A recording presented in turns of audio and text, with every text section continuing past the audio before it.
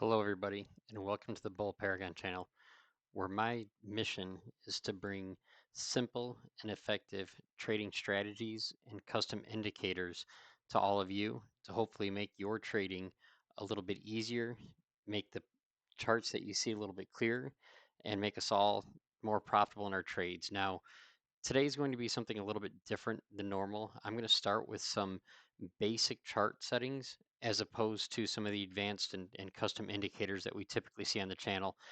Had a lot of requests in the Discord lately, whether it's folks who are new to Thinkorswim, which is the platform that I use for all of my trading and charting, or people who are just new to trading that say, hey, all these custom indicators are great, but let's back it up a step and let's show me how to set up the basics, how you set your layout the way that you do. So we're going to take a little bit of time here and go through some of this. Again, as with all the videos, nothing here that you see is financial advice. This is just one trader sharing with other traders. And of course, look forward to collaborating with you all in the Discord. So when you hear me mention the Discord early on, this is the Knights of the Roundtable Discord. And you'll see a link for this down below so that we can come in and join. We have a Grand Hall chat, which is where you'll see, I mean, here we are 3 o'clock on a Saturday, on New Year's Eve, and you still have a lot of chat going on about trading, about some trade analysis. Even some folks giving each other some tech help with some problems we're having with the monitor right now. So um, you'll find a lot here in the Discord. Again, the link will be below. But when we're in Thinkorswim, one of the first things that I always do before I start making adjustments is to come up here to setup and let's save our workspace.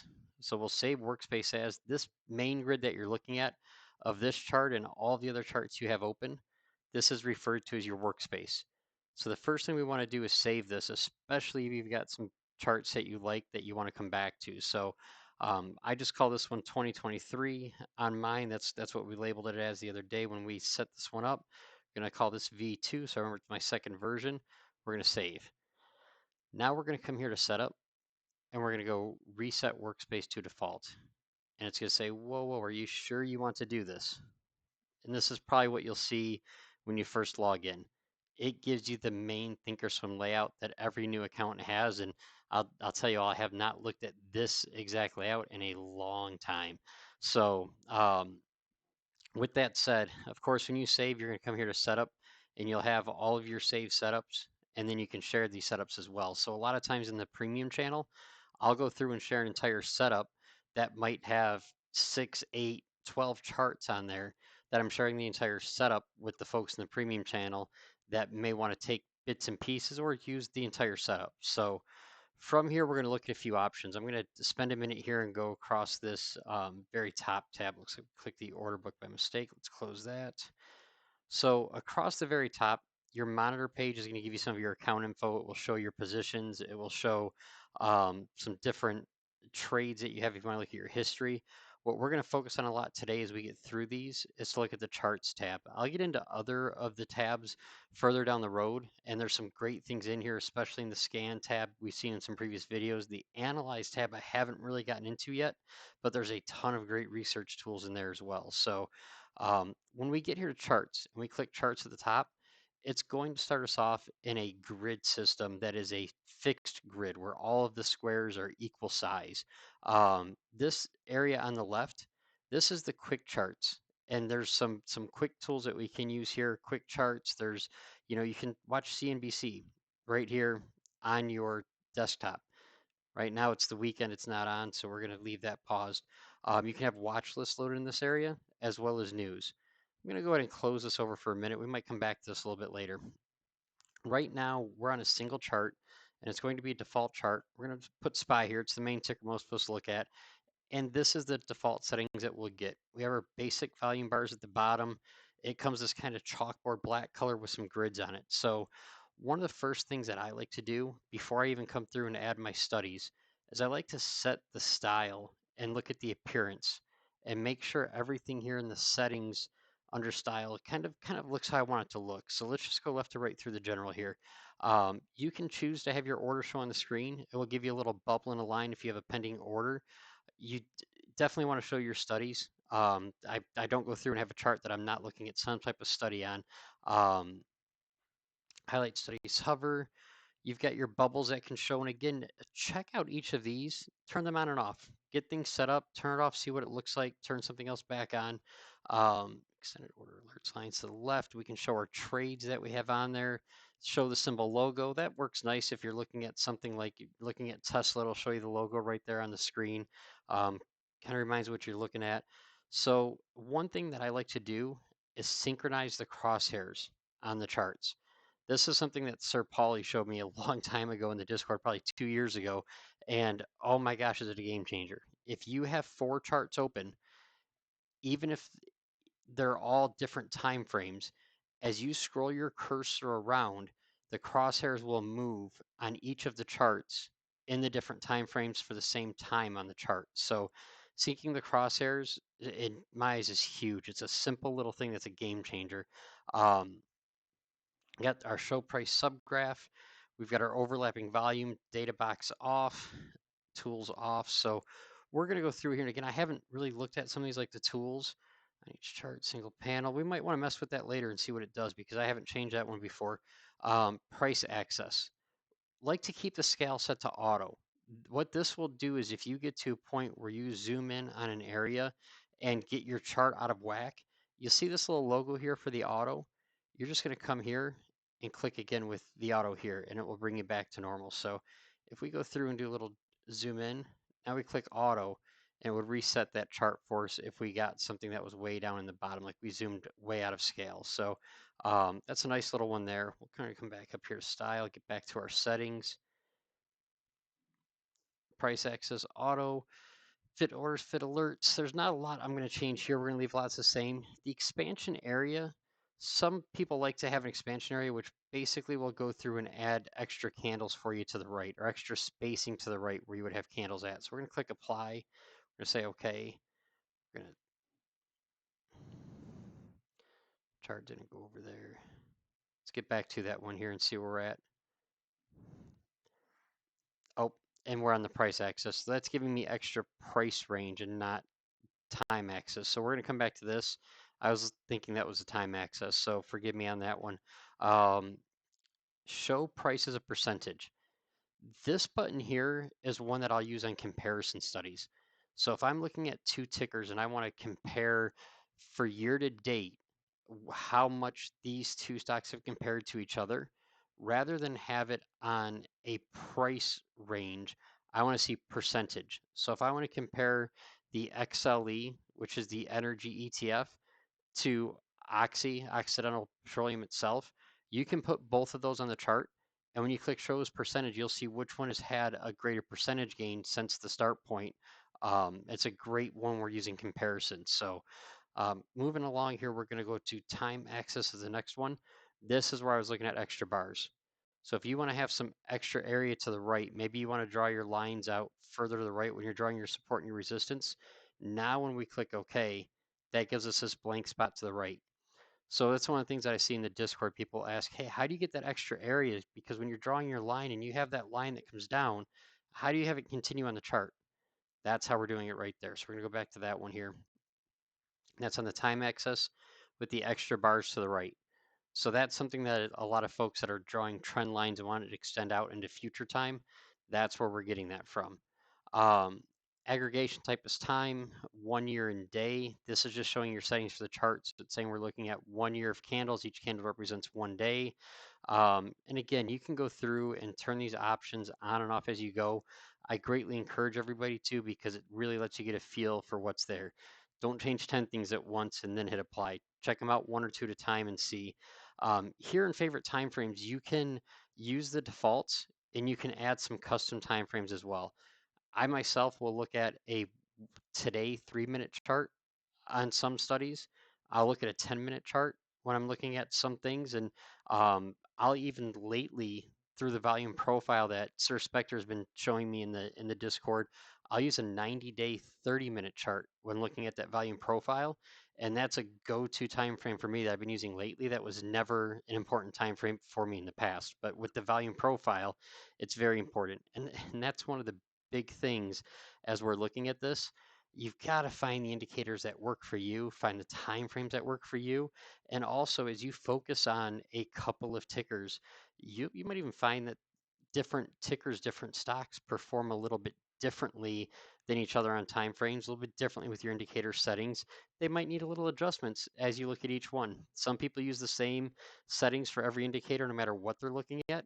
Other people have different settings for different instruments that they follow. So here's where we can get into some fun. You guys will see a lot on my candles, on my charts, that I have painted candles. You can come here and click on the colors and change the colors of your candles for them to be whatever you want them to be. This is not what I'm doing when you see painted candles. My candles are always indicator based that have at least one indicator tool, sometimes two or three, built into the candles themselves, which paint the candles based on conditions of those indicators. Again, you can change them here to be any color you want, and they will still operate as normal candles, at least by the candle choice that you make. But when you see my different colored candles, they're indicator based. I just want to make sure everybody's aware of that. So we can adjust the colors here, and you can adjust the fill up or fill down as well. So you can have your candles fill up and down. You can have just your up candles fill and just your down candles fill. It's completely up to you how you want to set it. You can turn the wicks off. I never would, but you can. And you can also choose different candle types here. So this is where you'll see the Heikinashi candles, which are trend-based candles that a lot of folks use. I like these candles a lot for certain types of charts and with other indicators to work together. I never use them by themselves. Just something that keep in mind there, just another area spot. Area is another one that's interesting. It's similar to having a line, but the area gives you that shaded area below. There's a lot of different you can do. So the line is an interesting one. Let's go through and do this. You see the candles in the background before I click apply. These show you the full range of each candle. So where you have a big range for a candle, it shows you what it was from the open to the close. Again, we've got another large range here. When we change this to a line and we click apply, this is only showing you the close points of each candle. So these lines are going from close to close, and obviously we're getting red for when we're moving down and green for moving up. I use this a lot on a 1 minute chart when I'm charting just the option.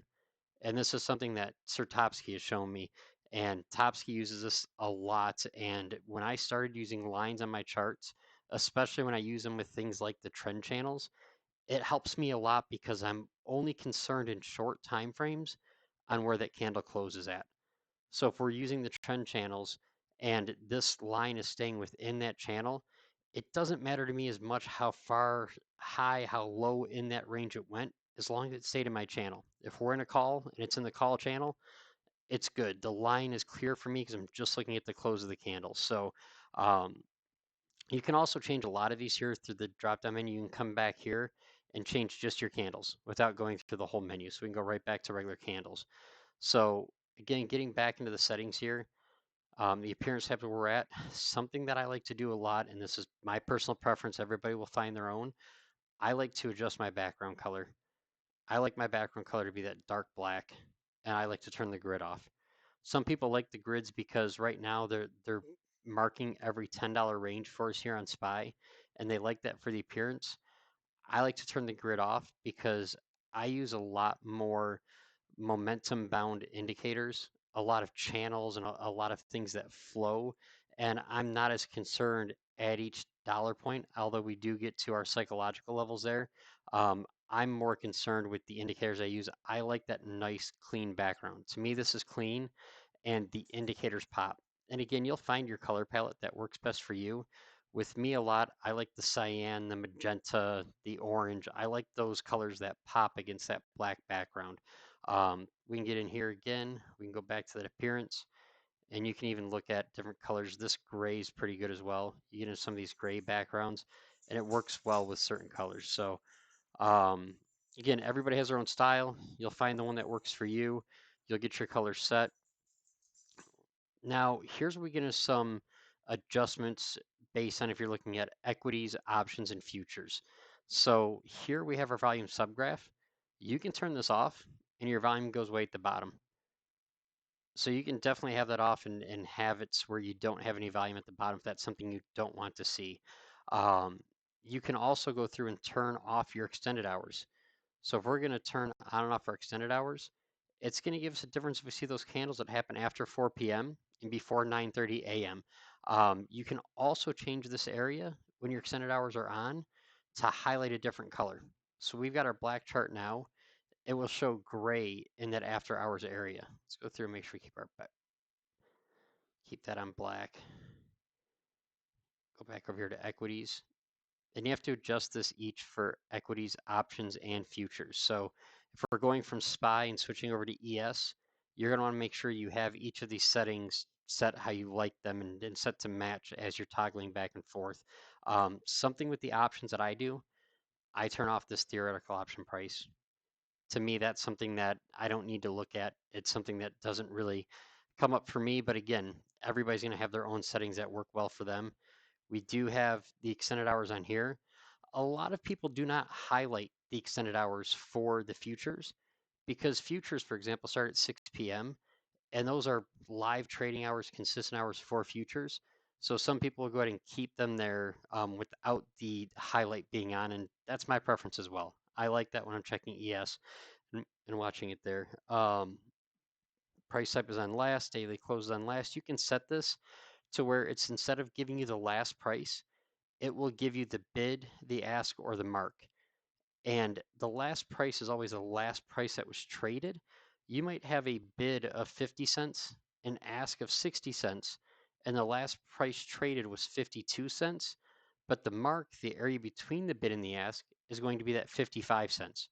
So this is where we are telling Thinkorswim what we want represented to us. And this option for price type comes up in a lot of different places in your settings.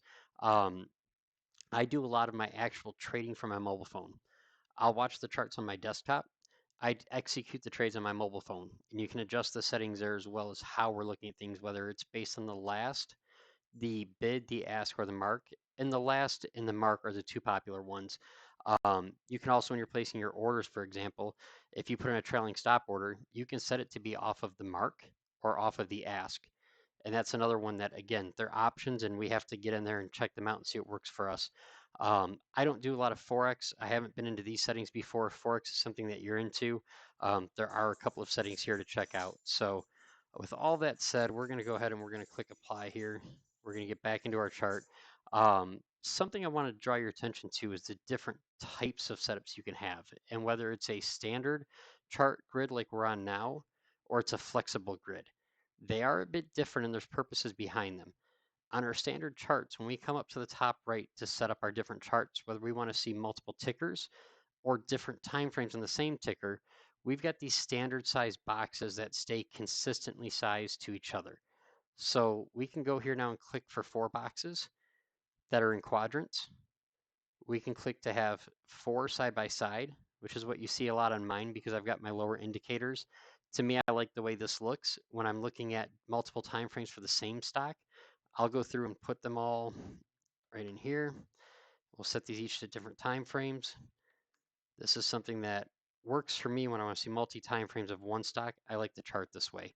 When I'm looking at my relative strength charts where I'm comparing 8 different stocks within a sector, I like the other charts better in the quadrants because I'm not using the lower indicators. Those are just on the main box. So with that said, this is again the area we're going to find that. We can go to quadrants. We can go to parallels and we can set this here. Now, you saw that I went through and typed in SPY in each one of those charts. We can do something a little different with that as well. Instead of going through and having to manually type the ticker every time, if we're using 4 time frames of the same chart, we've got this little drop down here where we can link these together. You see there's a number 1 on the first chart. We can come here and do the exact same and make a number 1 on this chart as well. And as we set these number 1s in each one, you have up to 9 of these. Now when we go through and change one, we're going to go ahead and put Apple on here. As you put Apple on one, it changes on all 4. So for me personally, when I'm doing multiple charts, I like to have my lowest time frame on the left. So we might do a 5-minute here on the left. We're going to come over here and do a 15-minute. then we'll do a 30-minute and a 1 hour. And you can see each of these have the after hours. Those are these gray areas. So I want to look at just the trading hours of the day on Friday. So I'm going to click here in the gray area. I'm going to highlight this section I want to zoom in on. And I'm clicking and holding on the left and then dragging it to the right to get the rest of that area. And on each of these, I'm just going to go through and pull Friday in. So as we get set up here and get each of these pulled up, we're going to have it right there. So you might go through and have some settings, and we might be looking here, hey, my volume's different colors on this first one because I went through and set it in the settings to paint with the candle colors. But in these, we haven't made those adjustments yet. So I might want to go through here. This is a good point. We're going to add a couple studies in here. And I'm going to come in and we're going to click the studies. We're going to come down to, you can add a study from the drop down here, or you can come to edit studies. I always come into edit because that's always where I'm at. Half the time I'm going through and making a change to a study while we're in there. But right now we're just going to type in expo for exponential moving average. We'll see moving average exponential. I'm just going to put a couple of lines on here. We're going to make this first one an 8. And you'll get set with your colors as well. So, I mean, when you come into these, everywhere where you can click, there's an opportunity to adjust something. So I just changed this first part here to make this an 8 EMA. You can go through and change the color. You can change the width. I like to have my EMAs either 2 or 3 for a thickness. And then I always be consistent with my colors when I go time frame to time frame. So when I use an 8, I'm going to come in here and it's going to be blue. My 8s are always blue, and it's going to be the same in every chart. I'm going to add a 21. And these are some pretty standard numbers that you're going to see traders use, and everybody again is going to find the levels that work for you. The number settings. You know, we're going to go 50 on this. My charts, I've been having a 50 and a 200. So my 50s are always white. We're going to leave that. We're going to come back here and make this one a 200. And you guys, these numbers, as you play with them and get used to them, you're going to find what works best for you on different time frames for your trading style. If you're looking to make fast trades, those lower EMAs that are moving and crossing faster are going to give you a different appearance than some of these further out EMAs. Also the same with using different types of moving averages, whether they're EMAs, your exponential moving averages, a simple moving average, or even as we get into some of the others that are out there, we can break down and compare. And something as well, when we're looking at charts, you may want to keep 4 charts of the same stock up on the screen together and then go through and load different EMAs, load different settings for other indicators, for your stochastics, for others, and get a view of how they look on the same time frame, same instrument, same stock, with those different indicators that you have on the screen. So um, again, we've got the 200 being that magenta, that purple. The 50 is white. These are EMAs. And we've got it on that nice, clean black background without the gray. I'm going to go through and do one more thing here before we make an adjustment. And we're going to come into studies. We're going to edit studies. And we're going to add Ripster's volume study. So Ripster is a trader that you'll find out there on Discord, on Twitter. He's out there all over the place, has a lot of great studies and tools, provides a lot of educational content. Oh, look at that. Now we have 2 sets of volume. This study is one that he posted a long time ago and something that I've added in. Some of the guys in the Discord had it before I did. So we have 2 volumes right now because that defaulted to a lower subsection and I didn't move it to the volume section. So now it will put these candles over top of the standard candles. And I'm going to show you a little bit here why I like them. What we have with these, and we're going to drag this line over so we can make this chart a little bit bigger for a moment and just look into this. Ripster has a bunch of labels built in that tell us what the current bar is, what percentage that is of a normal bar. And of course, we're looking here at this last bar that closed the day out. It was an expiration day on a Friday right at the end of the year. There was a ton of volume, but now we get to see exactly how much weight there is to that volume. There's also an average line in here. So this yellow line tells you what the average volume is. And you can see these spikes came up. And also with the colors that you're seeing, it tells you what percentage of that candle was coming through on the buy side versus the sell side. That's why you're seeing the green and red. So, I mean, this move at the end of the day, not only do we have the big candles, but this volume that goes with it, these are over the average volume line. They're extremely green in favor. Of course, we had that big move up. I mean, all of this ties together. So, the next thing that I'm going to show you here is when we come over and get this back to normal size, and we can even come back here and click the 4 again to kind of resize it. Boom. Now we're back to normal sizes. Actually, I have to make it maybe a hair smaller. But now what I want to do is say, okay, I've got everything here on my left chart. This looks good. Now I've got to go do it 3 more times. We're going to make it a little bit easier. We're going to come over here and click on our 3 lines again. We're going to go to a style this time. And we go to style, we're going to go to the very bottom and save style. And we're going to call this YouTube demo. So this is our YouTube demo style. Make sure you click to include patterns and study set. Now when we save this and we come up here to the 3 lines again, we're going to go to style, and this time we're going to load style, come down here and find our YouTube in the bottom.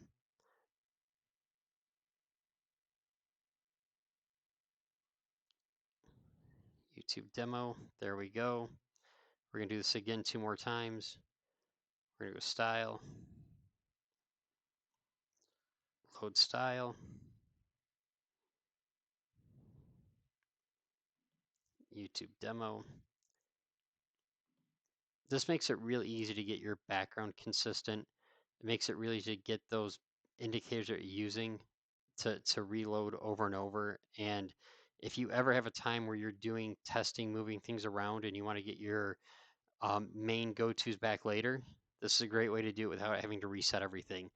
I have sat down at my computer on a Monday morning, not saved what I was using prior, did a whole bunch of testing over the weekend, different indicators, different settings, different time frames, had not saved before I started doing that back testing, and had to go back and recreate my setup all over again, spend the first hour of my morning doing that when I should have been trading.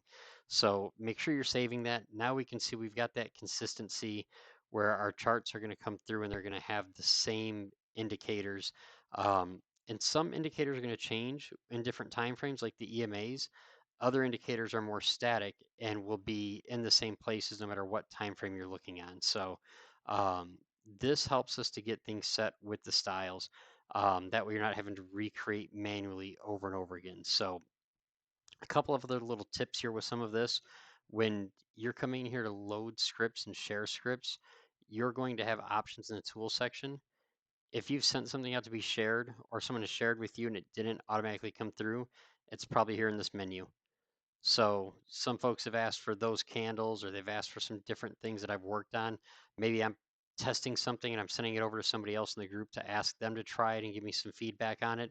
You're going to find a lot of that here. So that's going to give us some of the basics here. Now I do want to go back and show one of the other things with the chart setting, and that's the flexible grid. These grids are a little different. These have much different sizes to them. I'm going to go through this a little bit quicker than the other one because a lot of the setup's the same. The big thing that you have is the ability to adjust the size of your charts in your windows. So this customized grid button starts out checked. And when you have the customized grid checked, it's going to allow you to come in here and add or remove different charts. So we're going to click this right button to get rid of this one.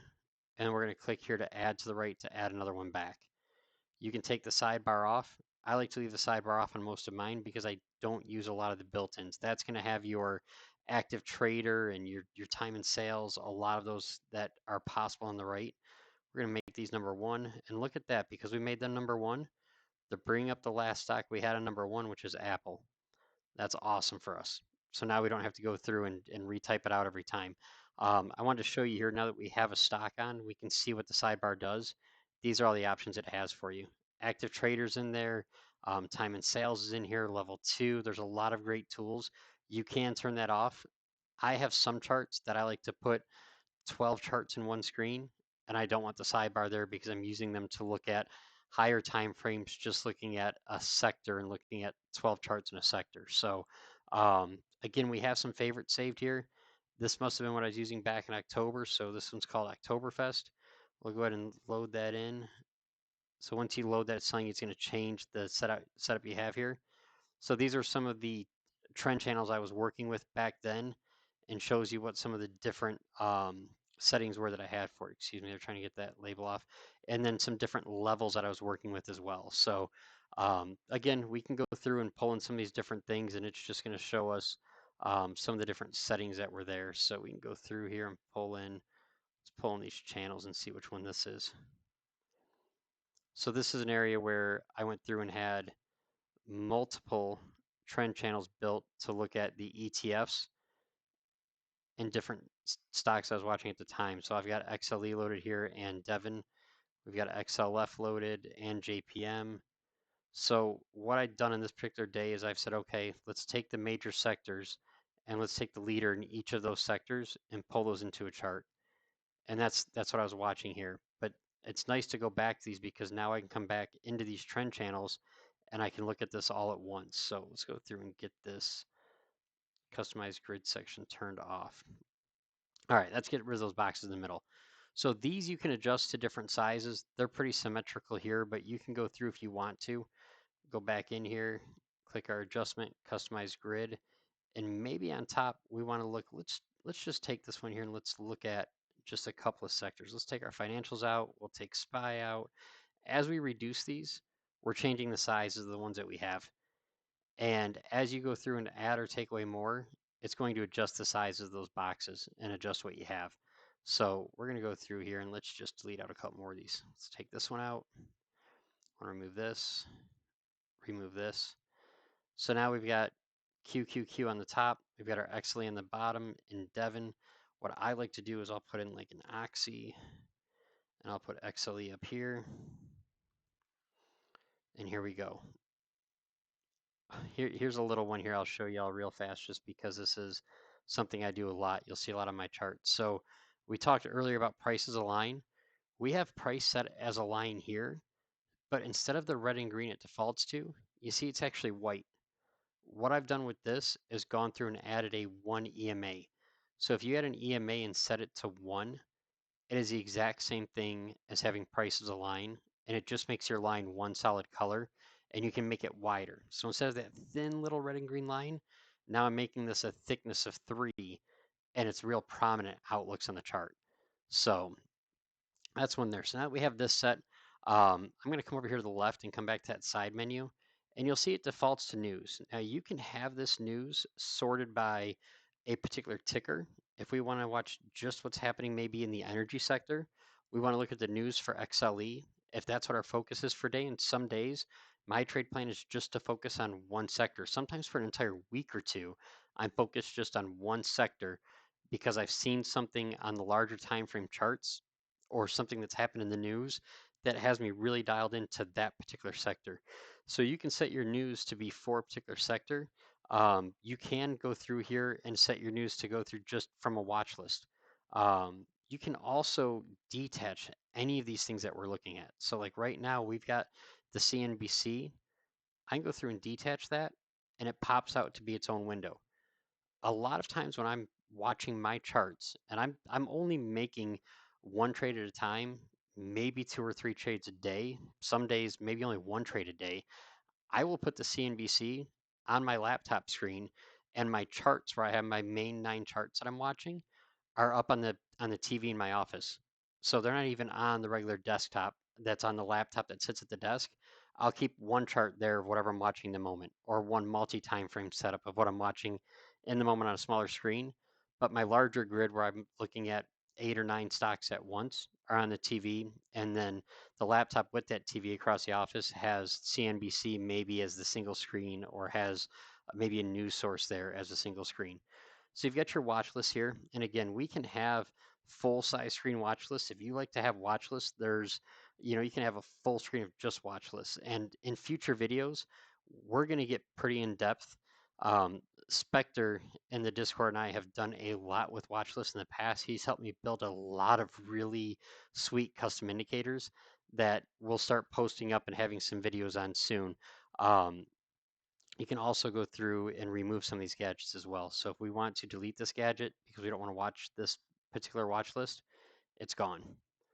One thing that I like a lot with these quick charts and these little quick squares on the left are having individual charts for things like SPY.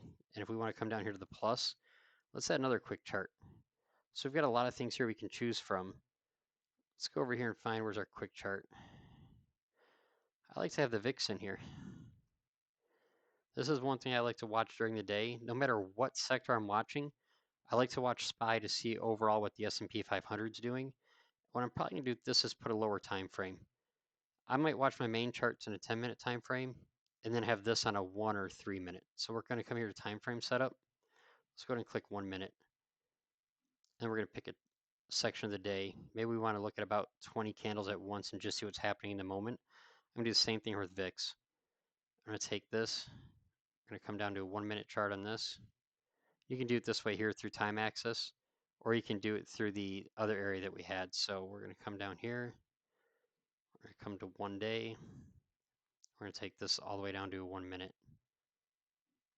Multiple different ways we can make things happen. I'm also going to take both of these and we can go through on the style and change these to lines if we want to. Now, on this one, you may want to leave them candles so you can see if there's a big full body move all at once, or you can just leave them as lines to see the trends.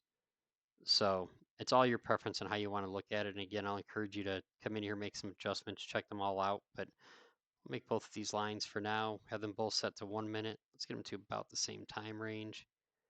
And there we go. So now we can see, and this is pretty typical, it's not always where they're going to work opposing each other, but a lot of times it is. The VIX comes down, SPY goes up, we see moves happen. So um, again, you can set them any way you like.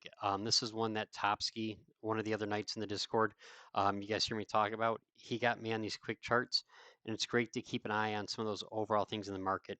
You might have another ticker that you have a small position in, or something that you have something you're holding or something you've been watching. You might want to put that over there to the left, see what's going on as well. I mean, over the last week, I think everybody's been watching Tesla. As we've closed out the year, Tesla's had some crazy moves down and then started to pop back up lately. I would have Tesla in a quick chart just so you can keep an eye on what's going on there in case there's something dramatic that happens that you don't want to miss. So this, you guys, gives a bit of what we're looking at with charts. The one last thing I'm going to tell you is that as you want to look at having multiple sets of charts open, we're going to come up here. We're going to go to Gadget. I'm sorry, we're going to go to the menu above. Sometimes you got to have these menus right. So this one is a menu for this exact chart. The one above it is for the grid of charts. So we're going to come up here to the one for the grid of charts, and we're going to detach. And now if I want to change and have one of these that I've got set up for my technology, I'll go QQQ, I'll go Apple, and I'll go Tesla. Now, if you're keeping multiple sets of charts that look the same, I suggest doing some variances to them. I might make my background on these charts blue. And if I have 3 of these open at once, I might make the backgrounds on another set black. That way I know if I'm looking at the gray, it's the energy, the blue is my technology, and the black is going to be SPY and other ETFs. That's just my preference, but it helps as you toggle back and forth between charts. And we hit our Alt tab, you hold Alt, hit tab, bring up your last screen. It's going to keep things consistent for you. That way you know when you're looking at a chart, okay, I'm in the gray, these are my energies. I've got other times where if I have multiple similar looking charts up, I've used different color backgrounds for different time frames. But for me, I keep them all the same now and just go from left to right as I always have my time frames. My lowest time frame to the left, and as you go to the right, they're higher time frames. So the different color backgrounds, I highly recommend if you're toggling back and forth between a lot of screens and trying to look at a lot at once. That's just something that I found works well for me. So if we have this done and it's set and we're getting ready to roll with this as something part of our trading strategy, or it's the end of the day, please come up and go to our setup menu and save this workspace as, and save that workspace. If you don't do that, whatever your workspace was last time you saved it, when you close think or swim, it will revert back to that previous. So just something to look at there. We'll get into more later. There's a lot we can get into with drawings. Obviously, with studies, we can load our basic studies or we can load study sets. You might have just a set of items for a study that you want to load in that you can bring into any time frame without saving the entire style. The style will save the chart with the appearances, the backgrounds, and the grids or no grids, everything that we do for the chart settings, where that's a style set, and then a study set is just going to bring in the indicators that you want to use for that study set. So let's go back to the one that has QQQ for a second. Make this full screen so you don't get that overlap behind. Now, if I want to go to this one, let's go to studies. Let's go to load a study set. Oh, mouse is a little sensitive there. Load a study set. QQQ relative strength. So now we're going to go through and let's get this extra one taken off here. Have some lowers here that we're not using. Now when we look at this, we're looking at a 5-minute time frame and seeing that relative strength within the QQQ stocks.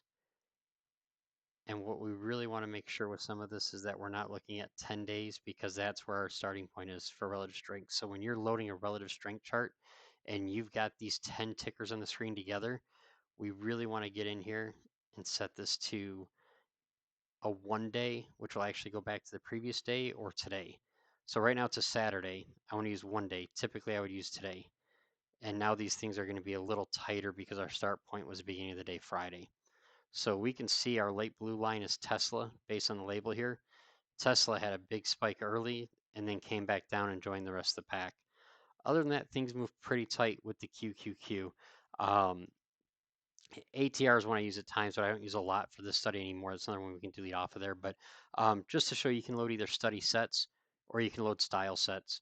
We'll get into some more of this in the future.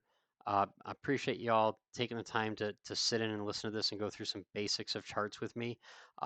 We will have other videos coming up that are going to be more basic with some of the analyze features. We're going to be basic with scan. Just a little tidbit what's coming in the future. You can take and type in your ETF like SPY, load it here, and it shows you the breakdown to show you what percentage of the different sectors make up SPY, and then also which individual tickers have what weighting to them to know where this is. And this is something that gets rebalanced quarterly for all these big ETFs. And when they rebalance and you see the adjustments come through, it's pretty interesting to watch. We watched last year where SPY was much, much more technology heavy at the beginning of the year. And through the course of the year, we saw adjustments in a big way to get to more of those value funds, more defensive, more stable type of tickers, and less with the technology. And that actually had a lot of us, when we saw that adjustment happen, switch over to focusing on the QQQ instead of SPY because we're looking for those bigger moves that were happening with technology, and SPY became more baseline. So again, we'll get into analyze later. There's a lot of good information here, but thank you all today for spending some time with me to go through charts, to go through some setups.